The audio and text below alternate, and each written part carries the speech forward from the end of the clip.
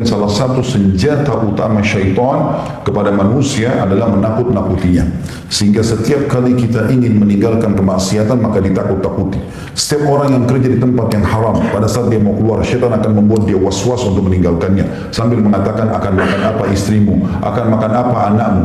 Atau kalau dia meninggalkan pacarnya yang haram, atau teman berzinahnya, maka akan dikatakan dia akan dinikahi oleh laki-laki lain. Dia akan begini dan begitu. Atau kalau dia ingin berjihad, maka akan dikatakan kalimat-kalimat yang membuat dia akhirnya merasa tidak mau pergi berjihad karena alasan bahwasanya hartamu akan dibagi warisannya, istrimu akan dinikahi oleh orang lain. Semua ini was-was syaitan. Ingatlah, selama kita berada di relnya Allah Sang Pencipta, maka tinggalkan apa yang ia haramkan dan selalu fokus kepada apa yang telah dia janjikan. Allah tidak akan pernah pungkiri janjinya. Kebahagiaan bersama kita kalau kita patuh kepada Allah Subhanahu wa taala. Beranjak daripada sabda Nabi alaihi salatu wassalam, dan hadis ini hadis yang sahih riwayat Imam Ahmad. Kata Nabi SAW, innaka lan tada' syai'an lillahi azza wa jal illa bidhalika Allahu bihi ma huwa khairun laka minhu. Sesungguhnya jika engkau meninggalkan sesuatu karena Allah, karena itu haram, kamu takut dan kamu tinggalkan, niscaya Allah akan memberi ganti padamu yang lebih baik daripada yang kau tinggalkan itu. Banyak sekali hal-hal yang telah Allah Subhanahu wa taala jelaskan di dalam kitabnya, juga dijelaskan oleh baginda Nabi alaihi salatu wassalam sebagai utusannya.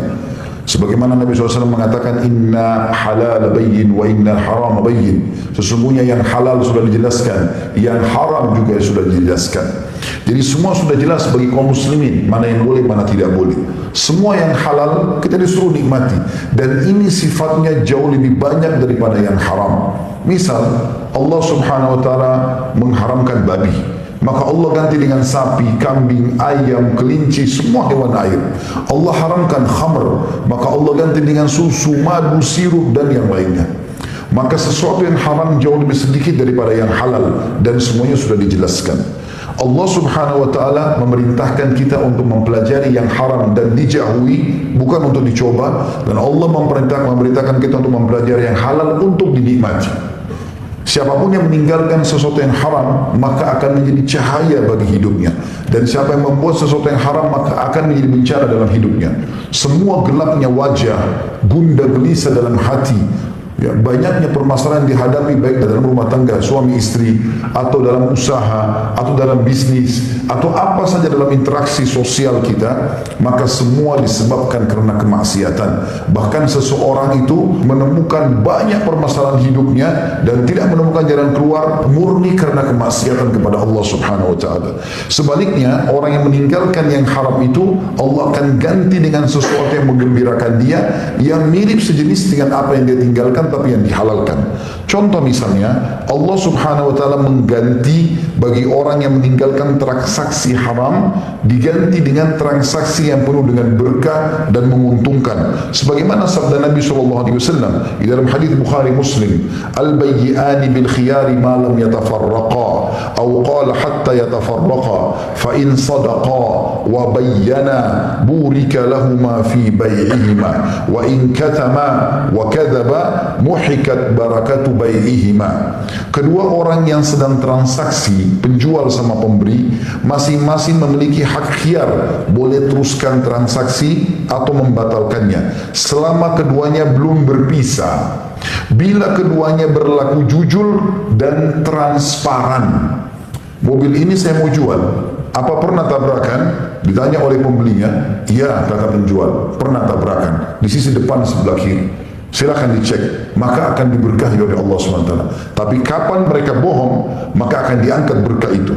Lanjutan hadis kata Nabi SAW, bila keduanya berlaku jujur dan bersikap terus terang atau transparan, maka keduanya akan memperoleh keberkahan dalam transaksi tersebut. Walaupun uangnya sedikit, berkah, akan banyak manfaatnya. Benda walaupun dibeli bekas, juga akan berkah, berfungsi sekian lama dipakai.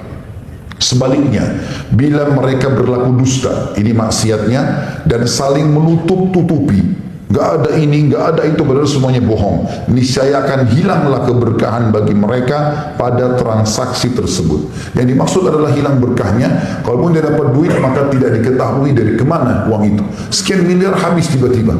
atau bahkan mendatangkan penyakit-penyakit atau masalah-masalah yang berat dalam rumah tangganya. Mungkin dia nikmati hari ini rekreasi sama keluarganya, maka dalam perjalanan rekreasi tersebut akan terjadi pertengkaran, bahkan bukan mustahil terjadi kecelakaan dan perceraian.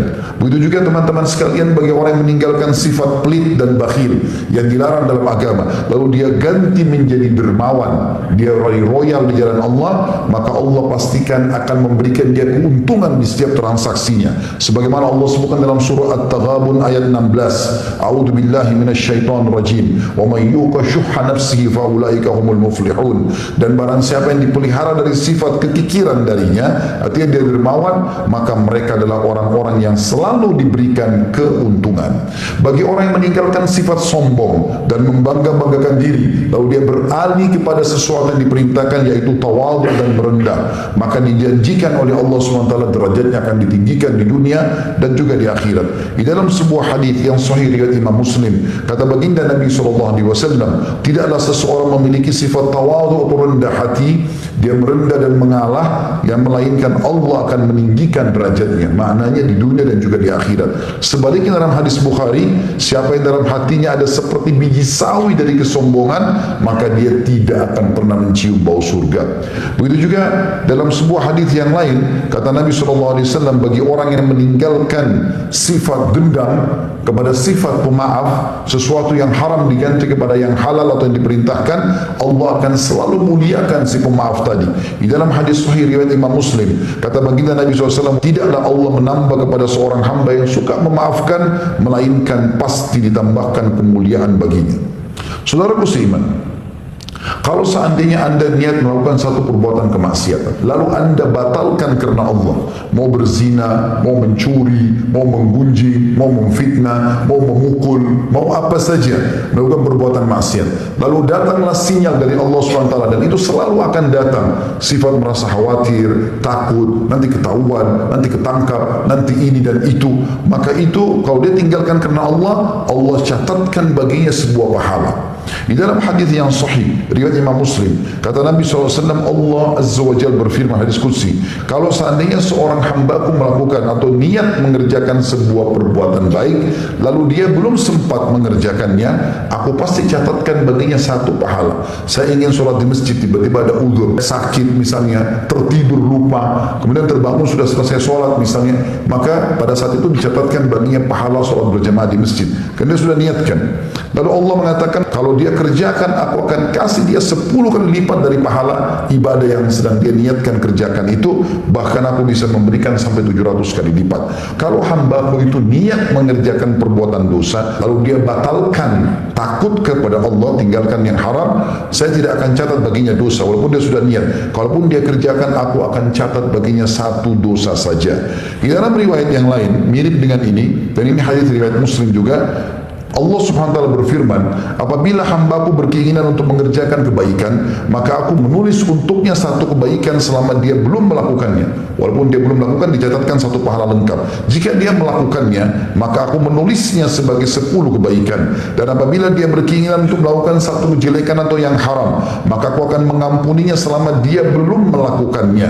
Namun jika dia mengamalkannya atau melakukan perbuatan dosa itu, maka aku menuliskan untuknya satu kejelekan. Dan Nabi SAW bersabda, lanjutan hadisnya adalah, lalu malaikat berkata, wahai Rabbku, ini adalah hambamu yang ingin berbuat jelek, dan Allah lebih mengetahui keadaan hamba tersebut. Maka Allah berfirman, kalian awasi saja dia, jika dia mengerjakan kejelekan, tulislah dengan semisalnya, satu kejelekan saja. Dan apabila dia meninggalkan tadi kejelekan atau haram yang dia mau kerjakan, maka tuliskan untuknya satu kebaikan, karena dia telah meninggalkannya karena aku. Saudaraku seiman, orang-orang yang meninggalkan sesuatu yang haram akan berbahagia hidupnya, dan juga orang-orang yang berbuat dosa akan terus berkecamuk dalam jiwanya penasaran, walaupun dia sudah menanyakan hukumnya kepada banyak ahli agama. Sebagaimana sabda Nabi SAW, sesungguhnya dosa itu adalah sesuatu yang berkecamuk dalam jiwamu, walaupun engkau telah menanyakannya kepada banyak orang. Siapapun yang niat buruk dan dia amalkan keburukan itu, maka akan tertimpa pada dia dosanya, walaupun dia tidak sempat berhasil untuk menyempurnakan dosa itu. Sebagian ulama fikih mengatakan, Andai saja ada seseorang niat ingin berzina atau menzinai, atau memerkosa seorang wanita di malam hari gelap, dia lihat seorang wanita jalan lalu dia niat ingin memerkosanya dan dia pergi melakukan itu, dia memerkosa perempuan tersebut. Ternyata setelah dia melakukan pemerkosaan dia lihat itu istrinya sendiri, maka tetap dicatat baginya dosa zina. Begitu juga dalam hadis riwayat Muslim, kata Nabi SAW merincikan masalah ini tentang masalah kasus yang berbeda dengan zina. Jika ada dua orang muslim saling bertemu untuk berkelahi, lalu sama-sama menghenuskan pedangnya, lalu kemudian salah satu terbunuh, maka yang dibunuh dan yang membunuh dua-dua masuk neraka. Maka Abu Bakar radhiyallahu anhu perawi hadis mengatakan, wahai Rasulullah, bagi yang membunuh masuk akal saya kalau dia masuk neraka. Bagaimana dengan nasibnya orang yang terbunuh? Maka Nabi SAW memberikan jawaban yang sangat tepat. Beliau mengatakan karena dia sangat ingin untuk membunuh temannya tadi. Andai saya tidak terbunuh, dia pasti akan membunuh karena dia sudah jalan dan mengerjakan perbuatan tersebut. Maka ini sudah cukup untuk memberikan hukuman kepada dia. Saudaraku seiman, meninggalkan sesuatu yang haram ini akan mendatangkan banyak sekali manfaat, dan kejujuran itu akan membuat munculnya rasa cinta Allah kepada kita sebagai pencipta sehingga kebutuhan kita dipenuhi dan juga makhluk akan mencintai kita.